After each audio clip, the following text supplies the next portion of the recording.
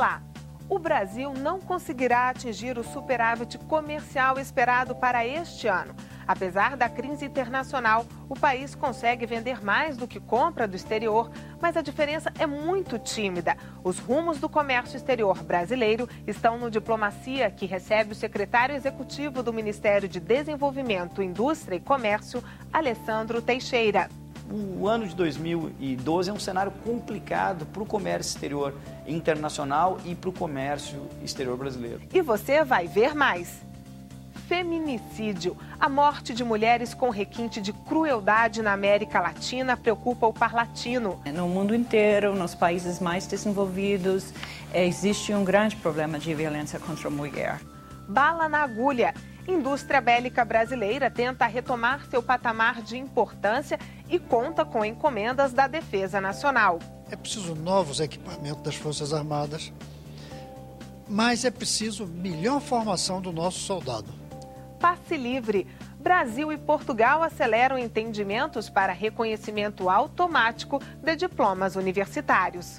Reconhecer um diploma de Portugal no Brasil não é nenhum procedimento que traga prejuízos. No Arte e Diplomacia, a pintura de Portinari. Nas colunas culturais, a análise do documentário Catastroika, que aborda a crise financeira da Grécia, e o ritmo caribenho de Alberto Barros.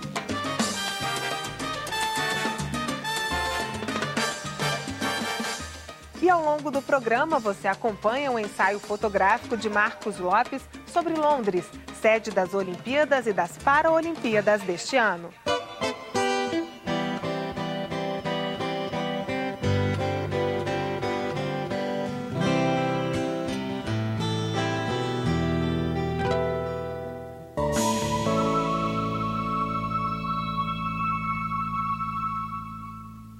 Não é só para a Colômbia que o anúncio de conversações de paz com as Forças Armadas Revolucionárias da Colômbia, as Farc, traz uma esperança de dias mais tranquilos. Para o Brasil também, a fronteira com aquele país tem sido sempre motivo de atenção e vigilância.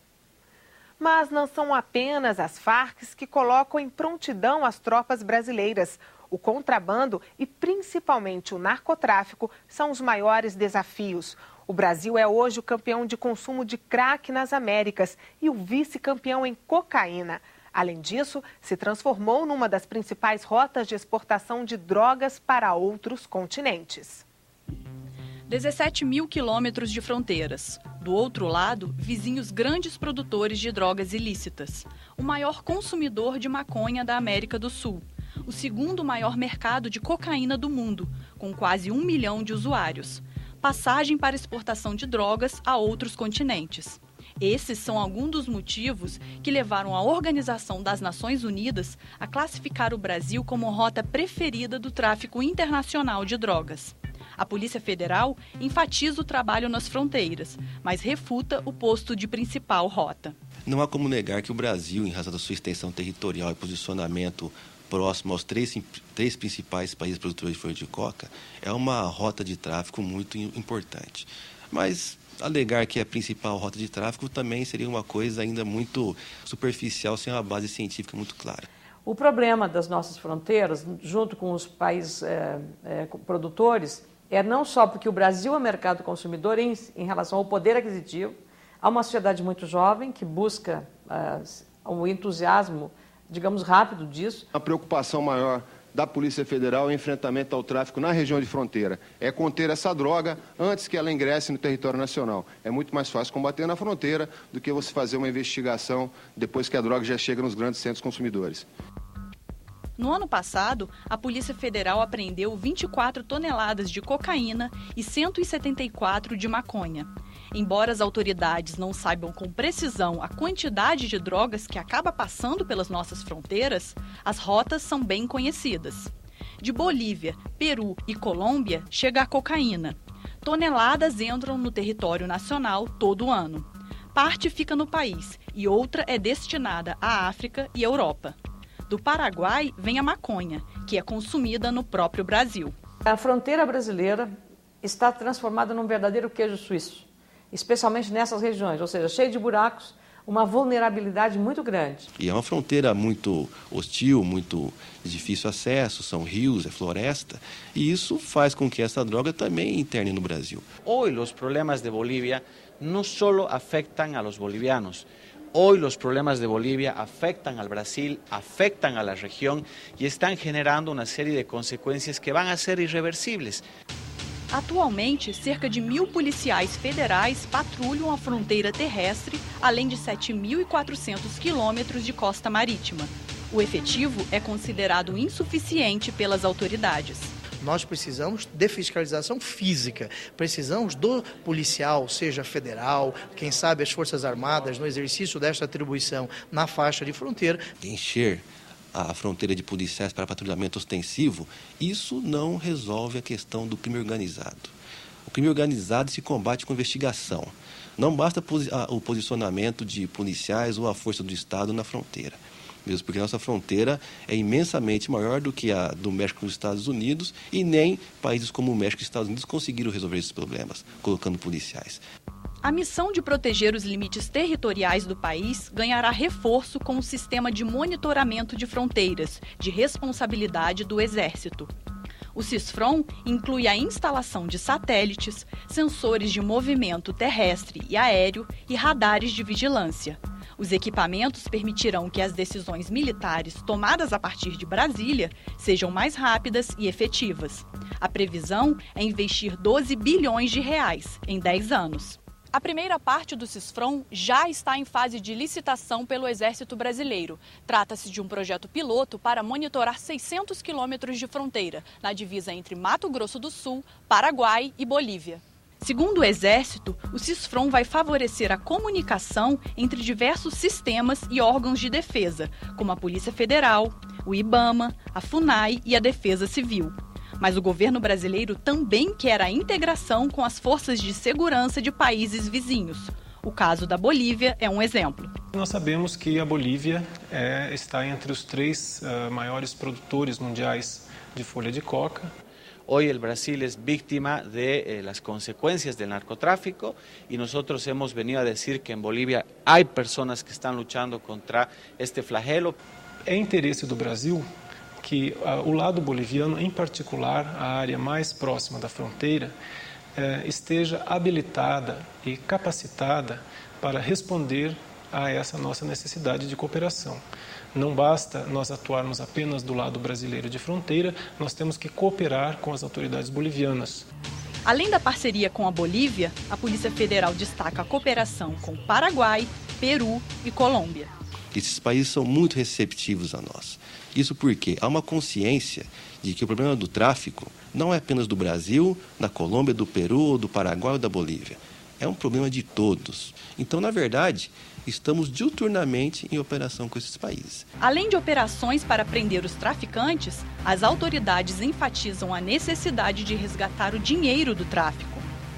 O tráfico é um delito que visa lucro. Não adianta você simplesmente prender a droga ou prender o traficante e deixar ele na posse dos seus bens. Então, o objetivo principal nosso é investigar a lavagem de ativos e confiscar os bens dos traficantes. Chegar ao patrimônio dos traficantes e, pela via legal, tomar esse patrimônio para formar um fundo de combate às drogas com esse recurso com a venda do patrimônio deles, que é a lavagem do dinheiro, obtido através da lavagem do dinheiro, no comércio das drogas, que movimenta alguns bilhões de dólares. O Itamaraty vê pelo menos uma vantagem do Brasil e de seus vizinhos no que se refere às ações nas fronteiras. E desde o nosso patrono da diplomacia, o Barão do Rio Branco, temos fronteiras bem definidas com todos os nossos vizinhos e temos uma situação de paz. E isso é um ganho que, para nós, às vezes nós não percebemos no dia a dia, mas apresenta-se como um diferencial enorme comparado a outros países e outras regiões do mundo. De 8º maior exportador mundial de armas, o Brasil passou a ser grande importador de material bélico. Por ano, o país compra lá fora 2 bilhões de dólares em armamentos. Isso sem contar com os grandes projetos, como caças para a aeronáutica e submarinos nucleares para a Marinha. Essa situação é fruto de uma política adotada na década de 90. A indústria bélica nacional foi sucateada, principalmente com o processo de privatização e de extinção de algumas empresas estatais. A fragilidade da indústria bélica nacional afeta o desempenho da própria defesa do Brasil e, com baixos investimentos, o setor não avança como deveria. A situação da indústria bélica nacional é o tema de hoje do Dossiê Diplomático.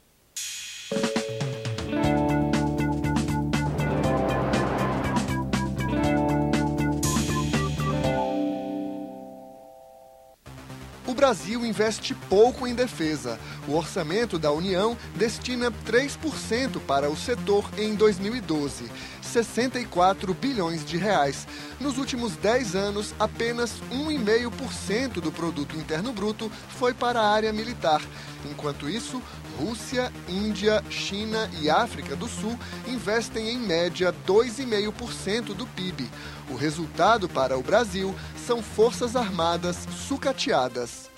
O que nós vemos hoje é um Brasil sem grande capacidade de operar a defesa nacional. Recentemente foi dito que nós teríamos condições de reagir por 1 hora apenas a um ataque. E isso é um reflexo da deficiência do investimento em defesa.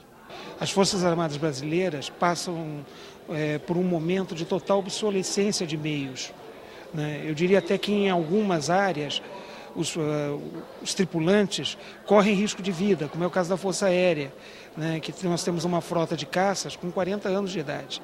É preciso novos equipamentos das Forças Armadas, mas é preciso melhor formação do nosso soldado. Sem uma boa educação, nenhum país é forte. Não existe nesse tempo. O que faz um país forte hoje não é ter avião moderno apenas, é ter quem sabe fazer o avião moderno dentro do país e quem sabe dirigir o avião com os computadores todos. O investimento baixo desestimula a indústria nacional. Na década de 80, o Brasil era o 8º exportador mundial de armas e 90% do material usado pelo Exército era produzido no país. Nos últimos 30 anos, a situação mudou. O Brasil é o único dos BRIC, dos 4 BRIC, Brasil, Rússia, Índia e China, que não tem, de fato, uma indústria de defesa, uma indústria bélica de ponta. Isso é um problema, isso gera um atraso na maneira como o Brasil lida com as questões de defesa. Hoje a indústria ela tem uma balança levemente deficitária, ela importa por volta de 2 bilhões de dólares e exporta por volta de 1 bilhão e 700 milhões de dólares. O Brasil vendeu 293 milhões de dólares em armas no ano passado, apenas 0,3% do mercado mundial. Os Estados Unidos exportaram quase 300 vezes mais, 66 bilhões de dólares. De janeiro a julho deste ano, o Brasil vendeu mais de 4 mil toneladas de armas e munições, um total de 170 milhões de dólares. Os principais compradores são Estados Unidos, Estônia, Singapura, Chile, Reino Unido, Alemanha, Bélgica, Paquistão, França e Filipinas. Mas a indústria bélica vai além de armas e munições. A Agência de Promoção das Exportações e o Ministério da Defesa organizam feiras para divulgar os produtos brasileiros. Barracas de acampamento, rações para os soldados, simuladores de voo, veículos não tripulados, máscaras contra gás e até purificadores de água estão na cesta de exportações brasileiras. Normalmente, quando nós pensamos em produtos de defesa, pensamos naqueles macroprodutos, em munições, armamentos, que obviamente fazem parte e temos interesse. Mas o espectro vai muito mais além disso. E poucos países abaixo da linha do Equador têm essa capacitação que nós temos aqui hoje. Nós temos desde avião do KC-390, o Super Tucano, essa possibilidade de radares, as barracas todas que nós estamos vendo aqui são produzidas aqui no Brasil. E muitas vezes nós vemos lá fora em outros exércitos e não sabemos que elas são brasileiras.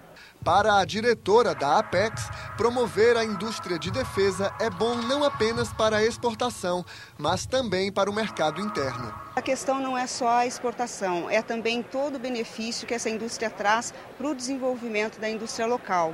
Então, nós não só desenvolvemos para essa indústria, como extrapolamos para outras indústrias e a gente capacita uma rede de fornecimento. Uma indústria bélica envolve tanto o setor público como o setor privado. Hoje, o conceito de indústria de defesa envolve pequenas empresas, empresas privadas, pequenas e grandes privadas, mas nós temos que ter também a mão do Estado, que é, sem dúvida nenhuma, o principal comprador e o grande provedor dos recursos para essa indústria de defesa. Em Brasília, uma dessas feiras reuniu 30 empresas nacionais. Destaque para esse avião não tripulado, desenvolvido em parceria com o Exército para patrulhar as fronteiras. Tem aplicações tanto na área de defesa, tá, para missões de reconhecimento, né, operações militares, quanto para a área civil, como por exemplo o agronegócio, utilizações pela polícia militar, polícia civil, área de defesa civil, monitoramento e controle a incêndio em florestas, chegar em locais de difícil acesso, né, ver se existem pessoas que estão, por exemplo, ilhadas. Então, as aplicações são inúmeras. A indústria bélica nacional está espalhada por diversos estados. Do Rio Grande do Sul vem esse simulador de voo, bem mais barato que os importados. É um simulador totalmente nacional. Então, é um simulador que tem um baixíssimo custo comparado com o importado. E fora a questão do custo, a parte de manutenção também é totalmente mais facilitada. Uma das novidades da feira é o binóculo de visão termal. Com ele é possível identificar alvos com precisão, mesmo na escuridão total. O equipamento foi desenvolvido em Israel e começa a ser produzido no Brasil até o final do ano. É uma transferência de tecnologia, né? Você está capacitando os engenheiros brasileiros com essa tecnologia. Acho importante para o Brasil. São soluções com uma boa logística, com um bom resultado e um custo baixo, onde essas empresas se moldam às nossas demandas, buscando estabelecer parcerias. Para o especialista em defesa, é preciso fortalecer a parceria entre os países da América do Sul. Existe um consenso que a América do Sul deve fabricar os seus equipamentos militares, né? Então o Brasil já está trabalhando em várias parcerias binacionais. Nós temos um veículo para uso de paraquedistas que foi projetado junto com a Argentina. Nós temos navios de patrulha que estão sendo projetados em cooperação com a Colômbia, né? Há discussões com o Peru, com o Chile, né? Com a Venezuela. Em suma, existe uma preocupação da Unasul de se tornar o mais independente possível dos fornecedores externos. Então nós precisamos voltar a ter uma indústria forte no Brasil, inclusive de defesa. Mas para isso precisamos ter uma boa educação de base. Isso é uma coisa. A outra é termos uma estratégia. Por exemplo, estão querendo comprar caças. Era melhor a gente esperar mais 10 anos e fabricar os caças aqui, como faz a China. A seguir, diplomas universitários portugueses poderão ter validade automática no Brasil. A gente volta em 1 minuto.